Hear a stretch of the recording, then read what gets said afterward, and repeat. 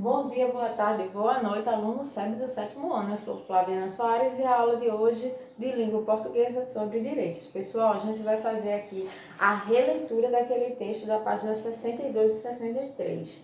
Direito de ter direitos. E a atividade da página 63 à página 64. Então, preste atenção, pessoal. Na primeira unidade, a gente estudou os direitos das crianças. E nessa unidade, a gente vai estudar o direito de todos. Então, preste atenção nesse texto, certo? Cidadania é a palavra usada todos os dias e tem vários sentidos. Mas hoje significa, em essência, o direito de viver decentemente. Cidadania é o direito de ter uma ideia e de poder expressá-la. É o poder votar em quem quiser sem constrangimento. É processar um médico que cometa um erro, é devolver um produto estragado e receber o dinheiro de volta. É o direito de ser negro sem ser discriminado, de praticar uma religião sem ser perseguido. Há detalhes que parecem insignificantes, mas revelam estágios de cidadania. Respeitar o sinal vermelho no trânsito, jogar papel na rua, não destruir telefones públicos. Por trás deste comportamento está o respeito à coisa pública. O direito de ter direitos é uma conquista da humanidade. Da mesma forma, a anestesia, as vacinas, o computador, a máquina de lavar, a pasta de dente, o transplante de coração. Foi uma conquista dura. Muita gente lutou e morreu para que tivéssemos o direito de votar. E outros batalharam para você votar aos 16 anos.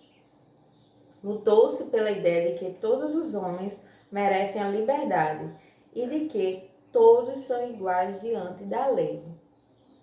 Pessoas deram a vida combatendo a concepção que o rei tudo podia, porque tinha poderes divinos, e aos outros cabia obedecer. No século XVIII, a rebeldia a essa situação detonou a Revolução Francesa, um marco na história da liberdade do homem. No mesmo século, surgiu um país fundado na ideia de liberdade individual, os Estados Unidos. Foi com esse projeto revolucionário que eles se tornaram independentes do Reino Unido, da Inglaterra.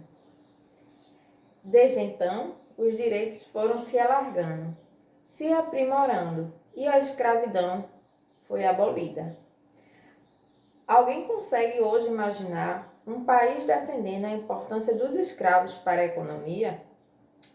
Mas esse foi o argumento usado durante muito tempo no Brasil. Os donos de terra alegavam que, sem escravos, o país sofreria uma catástrofe. Eles se achavam no direito de bater e até matar os escravos que fugissem. Nessa época, o voto era um privilégio. Só podia votar quem tivesse dinheiro. E, para se candidatar, o deputado só com muita riqueza e terras. No mundo, trabalhadores ganharam direitos. Imagine que no século passado, na Europa, crianças chegavam a trabalhar até 15 horas por dia e não tinham férias. As mulheres, relegadas a segundo plano, passaram a poder votar, símbolo máximo da cidadania. Até há pouco tempo, justifica-se abertamente o direito do marido de bater na mulher e até de matá-la.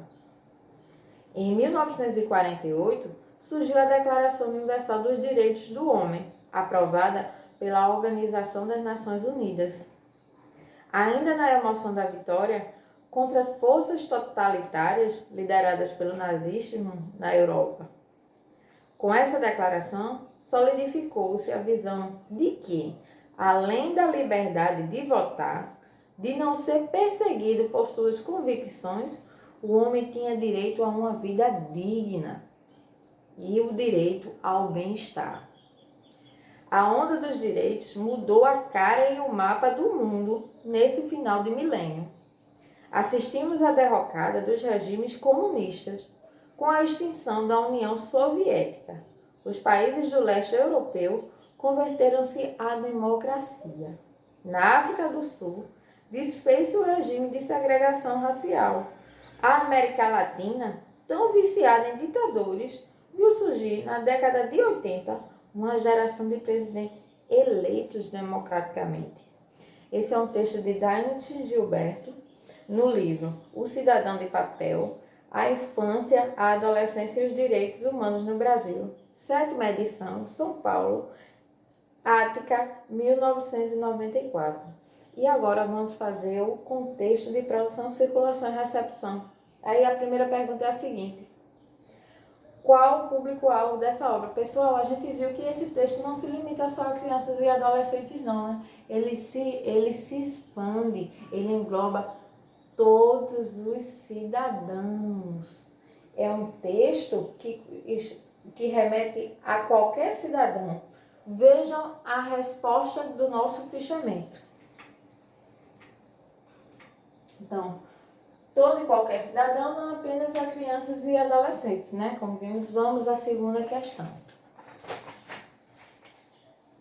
Em qual suporte foi publicado o texto lido? Pessoal, vamos relembrar o que é suporte. É um lugar físico ou virtual de formato específico em que o texto se materializa, tornando-se acessível a fins comunicativos. Ele pode ser um livro, um outdoor, revistas, internet, entre outros.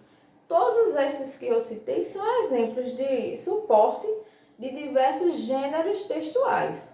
Vamos ver aqui a resposta do nosso segundo. Então, esse texto aqui que a gente leu, Direito de Ter Direitos, qual é o suporte dele? É um livro, né? A gente viu aí que ele tem o livro O Cidadão de Papel, a infância, a adolescência e os direitos humanos no Brasil, pela editora Ática. Então, vamos ver no nosso fichamento aqui, ó. O texto foi publicado no livro O Cidadão de Papel, a infância e a adolescência e os direitos humanos no Brasil, pela editora Ática. Certo? Vamos à terceira questão. O que significa 7.ed na referência do texto? Explica. Então, significa que 7ª edição significa que ele foi publicado, esse livro foi publicado 7 vezes, pessoal. Vejam aqui o nosso fichamento. Significa 7ª edição, ou seja, o livro foi publicado 7 vezes, conforme falei para vocês. Vamos à quarta questão. Apesar de o texto de Daines ter sido publicado no ano de 1994, podemos afirmar que o assunto nele abordado é atual? Pessoal, vejam só, a construção da cidadania do ser humano é um assunto sempre atual. É um assunto que transita pela história da humanidade. Então, vejam o que diz o nosso fichamento. Eita, estamos no quarto, né? Sim, pois a luta pelos direitos e, em consequência, a construção da cidadania transita pela história da humanidade, como falei para vocês, né? Então, vamos ao quinto. Leia as informações que constam no verbete abaixo para responder a questão. Então, tem aí, ó, verbete de dicionário, né? Cidadão. Aí, cidadão, né? Pronúncia silábica. Significa, tem 2 sentidos. Primeiro, indivíduo no gozo dos direitos civis e políticos de um Estado. E a segunda, pessoa, indivíduo. Então, ele pergunta: qual das duas definições de cidadão está sendo amplamente explorada no texto? A primeira, né? O indivíduo no gozo dos direitos civis e políticos de um Estado. Veja como tem aqui, ó, no nosso fichamento. A primeira, indivíduo no gozo dos direitos civis e políticos de um Estado. Muito bem, vamos ao sexto. Direitos e deveres fazem parte da Constituição de todo cidadão. Você concorda com essa afirmação? Justifique. Eu espero que você, aluno, entenda que o cidadão não é só aquele que tem direitos e merece que esses seus direitos sejam respeitados. É também aquele que respeita o direito das outras pessoas e é cumpridor dos seus deveres civis. Vejam o que diz o nosso fichamento. Então, sim, uma vez que Ser cidadão é saber que, além de ter seus direitos respeitados, é preciso respeitar o das outras pessoas e ser cumpridor dos seus direitos civis, como falei para vocês. Então, pessoal, essa foi a nossa aula de língua portuguesa. Oriento que vocês ainda façam a atividade da página 65 com base nesse texto, Direito de Ter Direitos. Até a próxima aula.